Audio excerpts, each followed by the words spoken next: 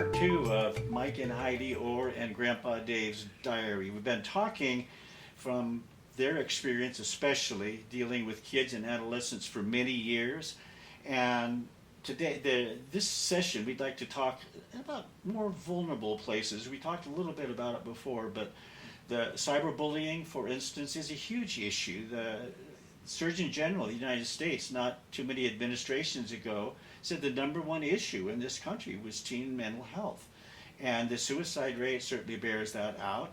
So we're going to be talking some about coping strategies, in particular about how a spiritual outlook, not necessarily a strictly religious one, but that can help, that can certainly be a safe harbor.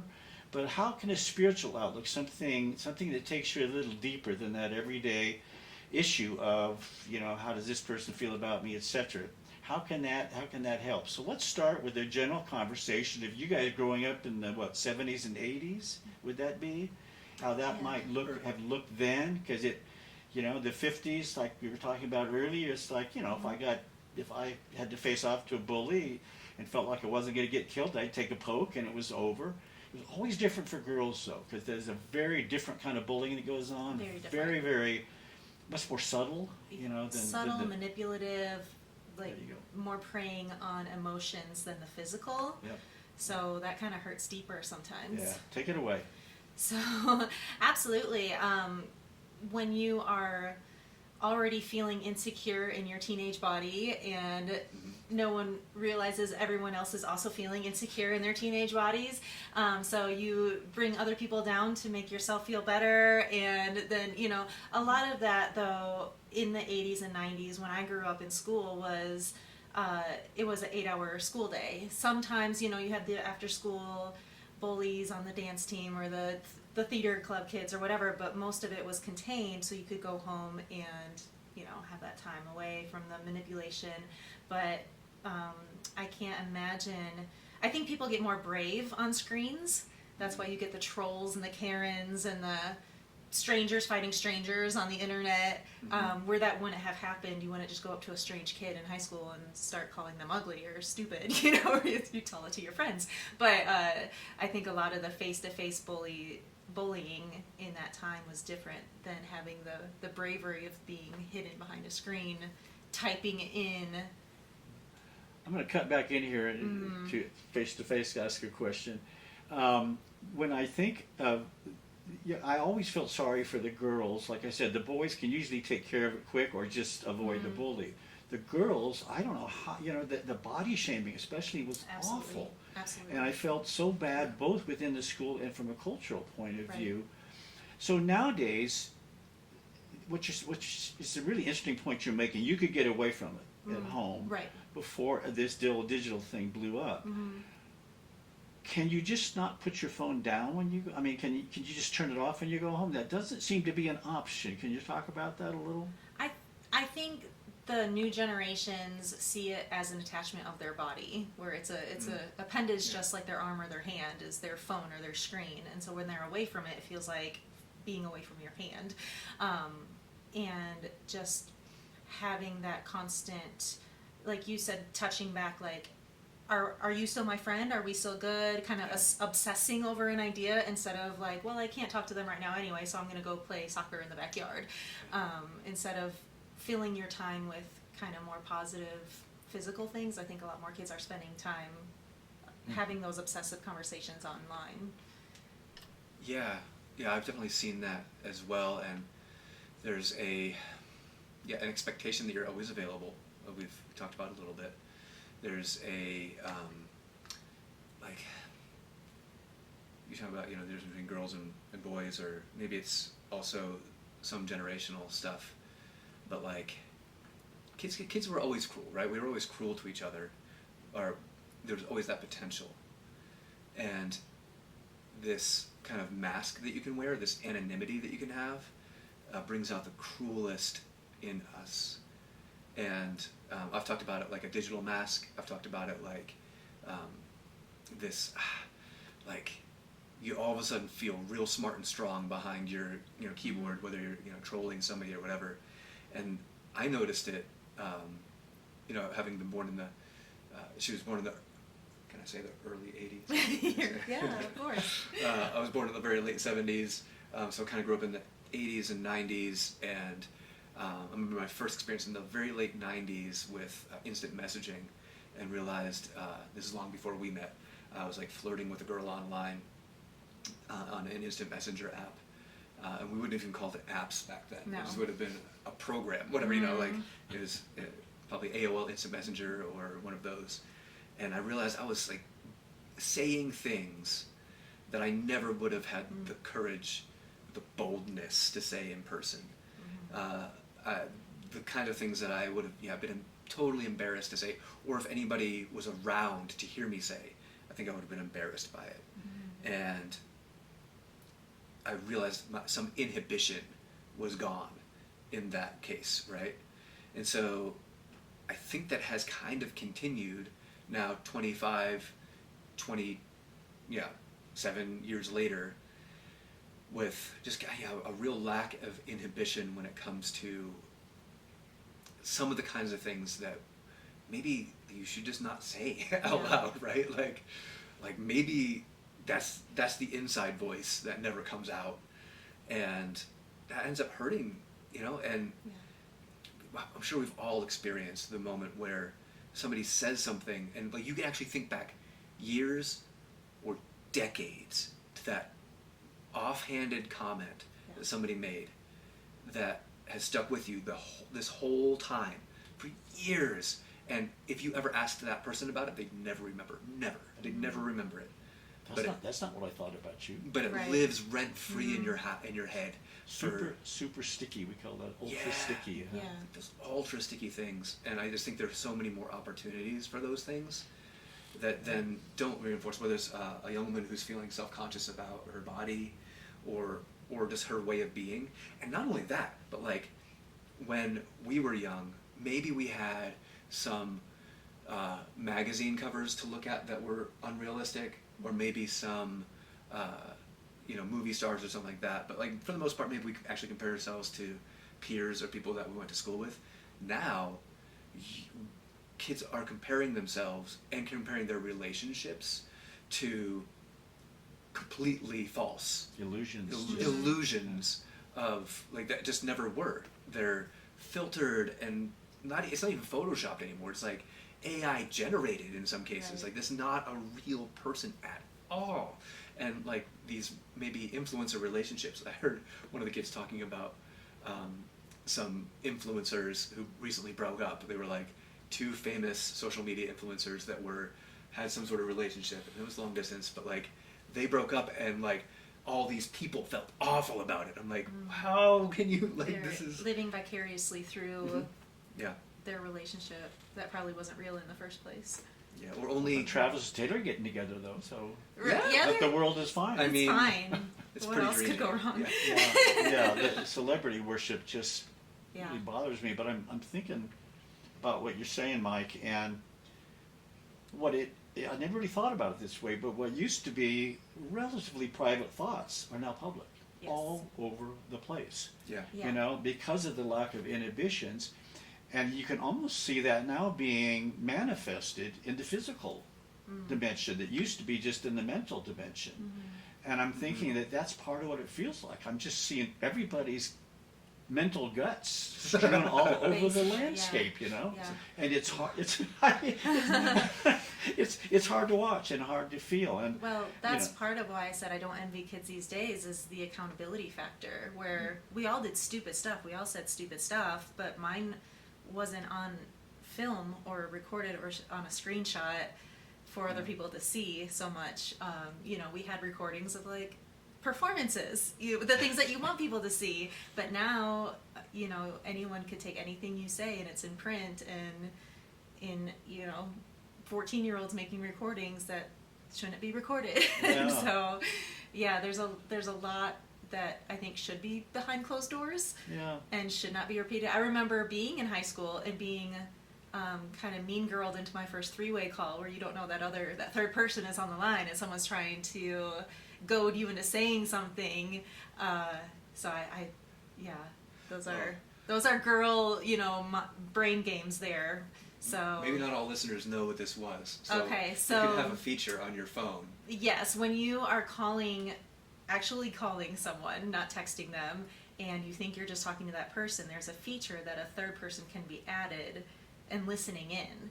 And if they don't say hello, or that if the other person doesn't tell you, you don't know that there's a third person listening in. So it in so many ways, this whole new landscape, you're always looking over your shoulder, whether it's on a phone call or is somebody filming this awkward moment where, where I fell down in gym and it's going to be on Instagram tonight or whatever. Right, are you the next So meme? it's like a whole new level of that sense of social paranoia that's so hard to avoid. Right. Wow. But I think we're also really thankful, Heidi and I, that we've been able to, I guess, maybe model some hopefully healthy ways to be in relationship for some of the young people we're around. And also, I think we also, just maybe because of our personalities or our experiences, weren't afraid to break some of the social norms, even of the time when we met, just not quite 10 years ago.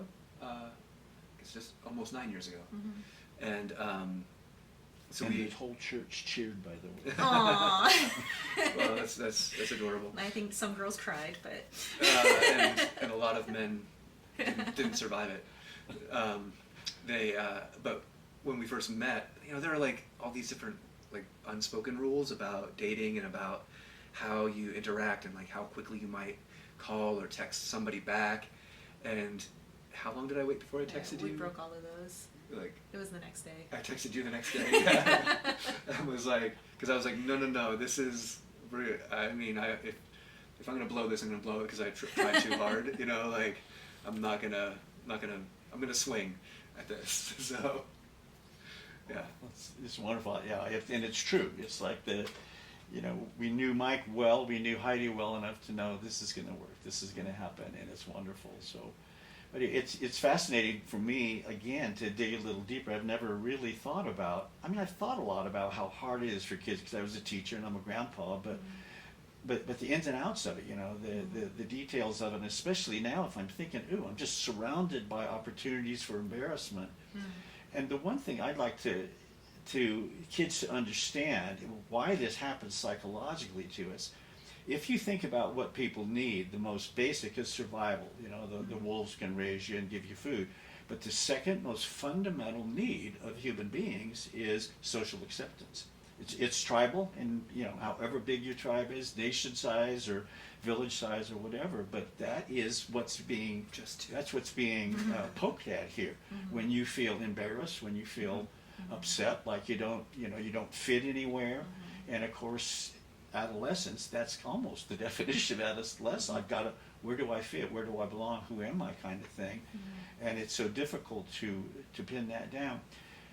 We talked a little bit before this episode about the value of spirituality in dealing with, being that a true healthy spirituality can take care of a lot of that worry. And I'm thinking right now of Jesus talking and saying, don't pay attention to what men say, and that goes for kids, that goes for all of us, but that's much easier said than done. Right.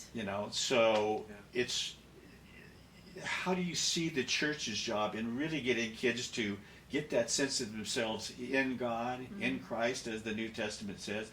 I know an awful lot of adults who don't even approach that, that particular place. I've had enough of a glimpse of it to know that this is somewhere different. People can't touch me here.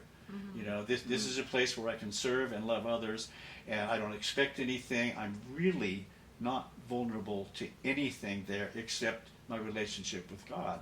Could you guys talk about what that gives you in your relationship, how you might encourage kids? Mike, this has been your profession, and Mike doesn't know it, but he gave me a moment. We tried to do this before, and the tech went bad. But I said, and I'm going to have you both do it later, say, what's your message to, the Z and millennial cohort? I said, Mike, what do you want to say to these people? And he gave me 10 seconds that will live with me to my dying day. It was so beautiful, the heart that came through in that. But for right now, church, spirituality, doesn't have to be church, but just that something bigger, than this moment at school. Can you talk about that and maybe what it's brought to your lives and to your relationship? Absolutely. So, there's a saying of knowing who you are and whose you are. And as a female, as a young lady, I had a very positive relationship with my father. And I think that saw me through so many hurdles.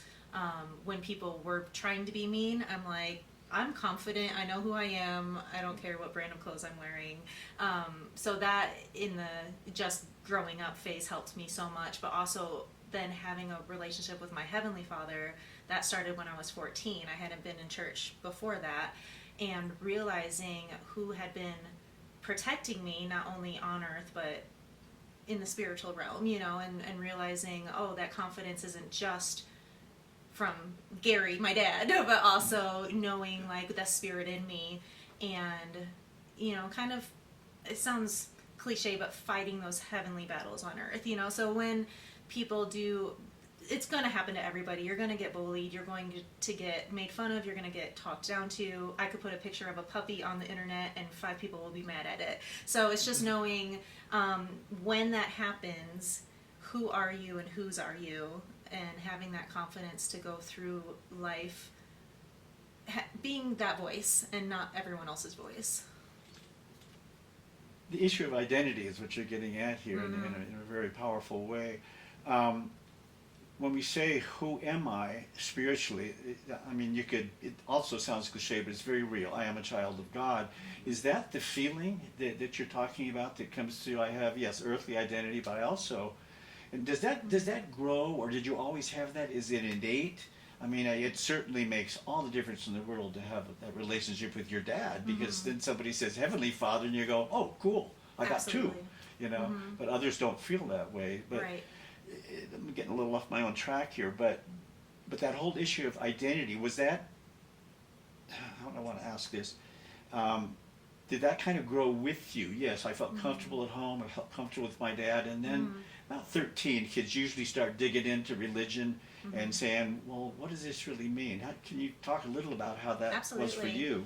Yeah, so having that relationship, that healthy relationship with my earthly father, it was an easy transition when I started attending church with my friends at 14 to learn about my Heavenly Father and be like, oh, well, this is what Daddy means to me, and Daddy is a safe place. And a lot of people don't have that. They don't have that positive relationship with their earthly father, so it's hard to grasp this unseen omniscient being, loving them or creating them in their image. For me, luckily, I had that healthy relationship and was able to think like, oh, well, that's an easy hop, skip, and a jump for me to grasp onto. And I think I'm an innately positive, confident person, or try to be. So yeah, that switch in my head of, yeah, Daddy's a safe place in whatever state of mind. So yes, an identity definitely comes into play. Yeah, I guess, and when it comes to spirituality kind of being something that can help a person with mental health, it's kind of what we're talking about, right?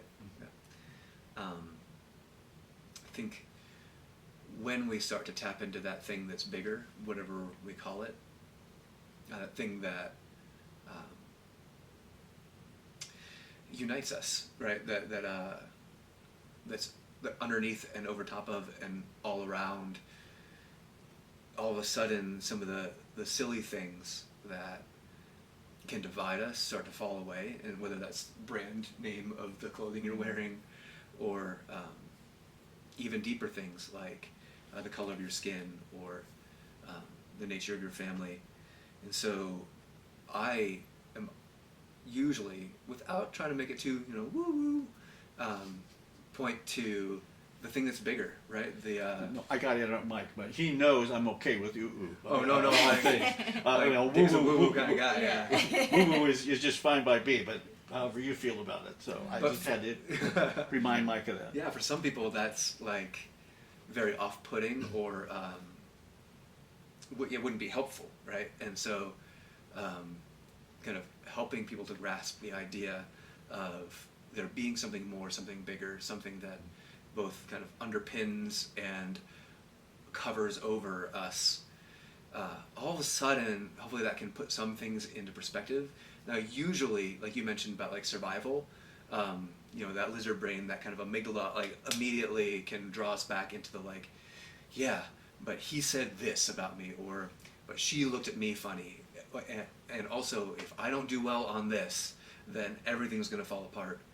But you know, sometimes there's just glimpses. Sometimes there's these moments. Maybe it's 10 seconds, right? That lives with you for a long time.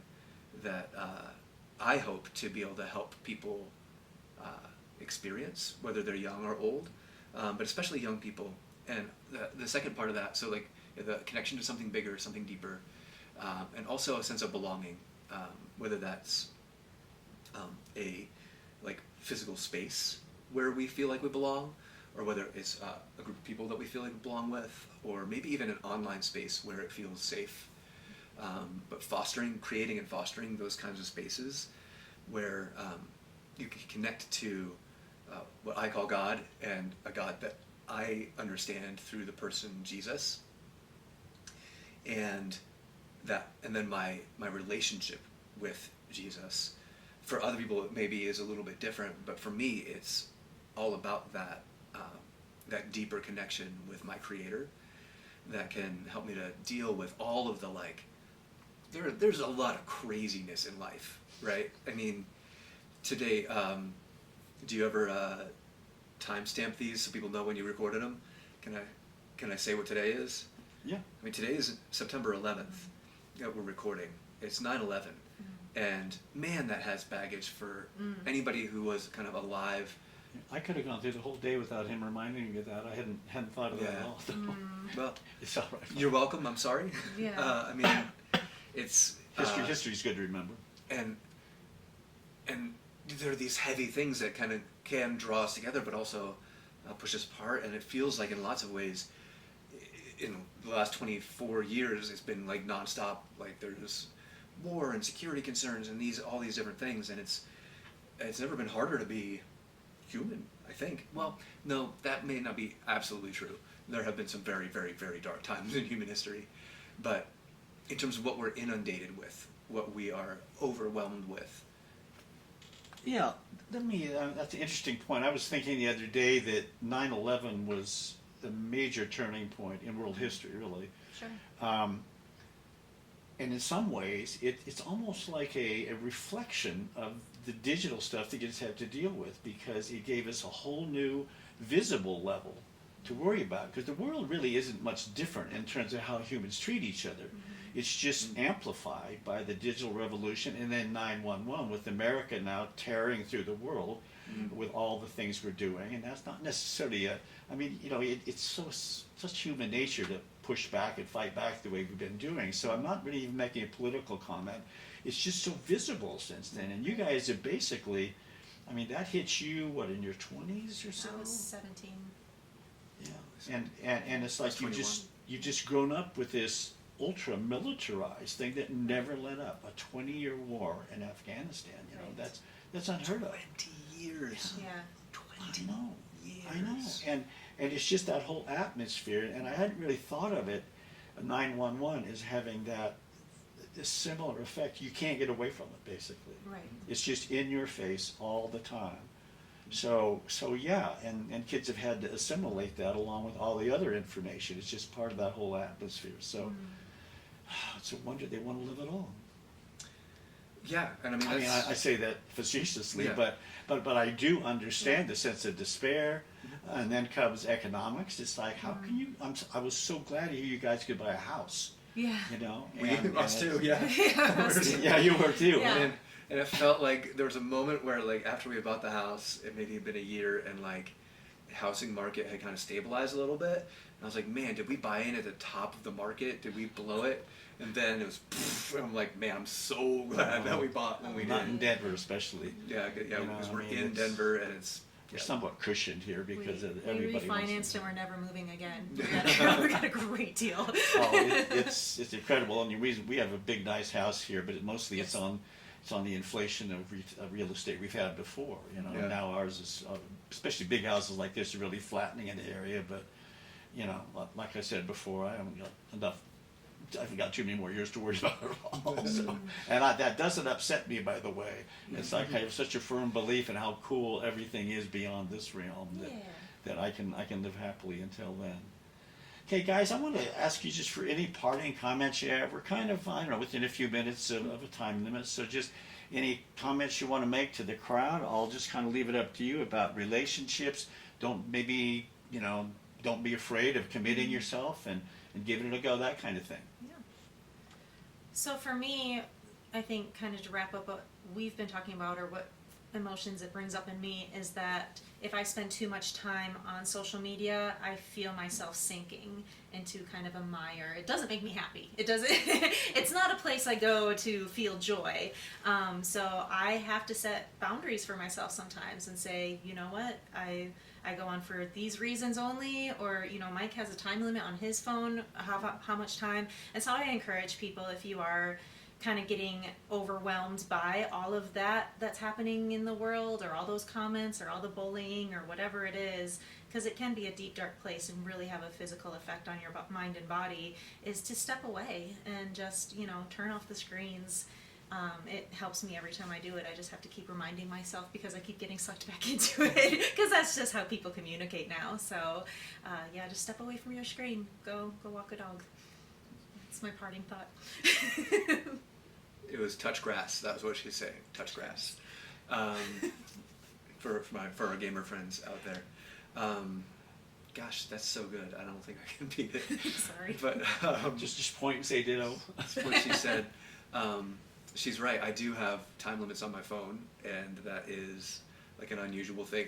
I told that to like one of the teenagers that I work with, and like, wait, you put it on your phone? Because like a lot of kids have parents have put time limits on their phone. Like, you did it to yourself? I was like, yeah, and I'm so happy that I did.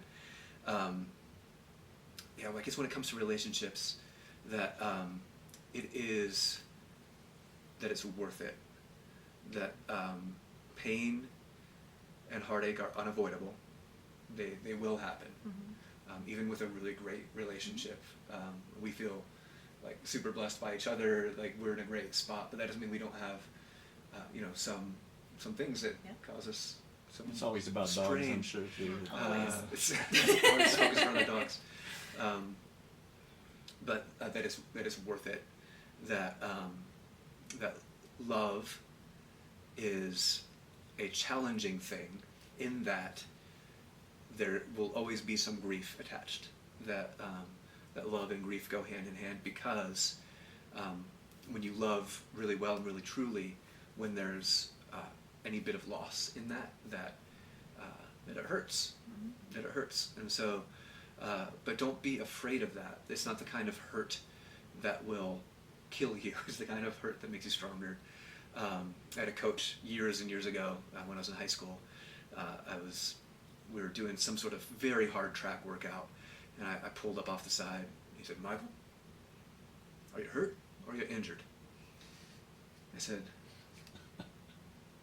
"Hurt. It hurts." He said, "Get back out there." Right? And I was like, okay. And now we might say things a little bit differently now. I wouldn't ask. I've coached as well. I wouldn't necessarily ask. I send to the trainer. But like, there is a difference between things that hurt and things that kill us, or things that are destroying us. So yeah, you will. There will be some challenges, but it is so worth it. That relationships are so worth it. That finding the one or the ones, or the community that is feeding you and is helping you to kind of grow is worth the effort. It's worth the frustration. It's worth the pain. So don't be afraid. Don't be afraid. I love it. Great final words, guys. Mike and I are going to be doing one last one. Heidi needs to go home and tend to her responsibilities. Mike and I are going to do one, dig a little deeper into the issue of youth pastoring over all these years and what he's learned. So we are so happy you've been with us for this one, and I want to thank these guys publicly. Just, like I said before, for friendship first, but for being here. I think it's been a good podcast. I've really enjoyed having you. Thank you. It's been a lot of fun. Yeah? Yeah, thanks. Thanks, Grandpa Dave. Thanks, Grandpa. Grandpa Dave. Yeah, thank you. That's Brandon now, by the way. And so is my I got a hashtag now. Reality awaits your key. All right. TM. Everybody have to think, reality awaits my key. Yeah, you're the only one that can dig in right there. Love it. Right there. See that? It's on the wall Yeah. and everything. Guy, we'll see you soon, guys.